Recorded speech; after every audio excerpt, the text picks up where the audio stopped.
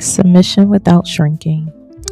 So, submission is one of the most misunderstood words in Christian spaces, I believe, especially when it comes to women. For some, it brings confusion, not really sure what that means. What should we be really submitting to?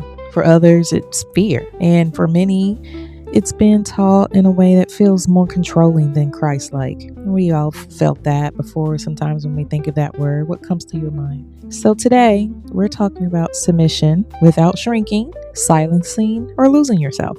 Now, where the confusion began, submission became distorted when it was separated from its starting point. Biblical submission does not begin with people, it begins with God. And when submission is taught without reverence for Christ, it becomes about power instead of peace.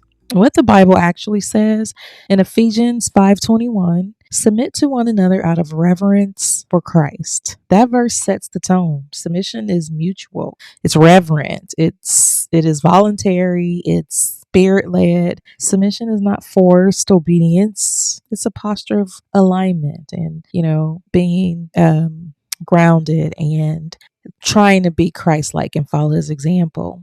What submission is not. And let's be clear, submission is not losing your voice or ignoring discernment or enduring manipulation or harm, surrendering your identity for someone else. God never asks women to disappear in order to be holy.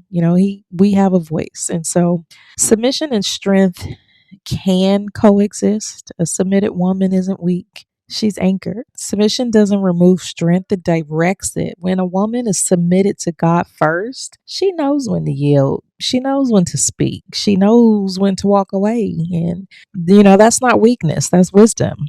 So the right order matters, and problems arise when women are taught to submit to authority without accountability, or leadership without love, or submit to people without discernment of who they really are. But healthy submission flows from trust in God, not fear of man.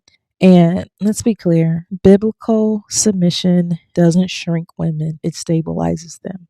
In the next episode, we're going to be talking about strength, the kind that doesn't dominate or demand control, just being strong as a woman and knowing who we are and understanding our power and understanding our strength. I want to give this in small doses, and I hope you put it all together and understand that we are powerful and we are, wonderfully created by God, and there's a purpose for our life. So we need to start leaning into our instincts, I would assume, and our conscience. Let your conscience be your guide and try to live the life that Christ has predestined for you, that God has predestined for you, that is more Christ-like than anything that the world demonstrates. We need to be listening to what's going on and what's being said to us and look at the signs and things that are happening around us. It's time to wake up, ladies, and pray over our homes, pray over our children, pray over our spouses. I wish I had prayed more over my oldest son.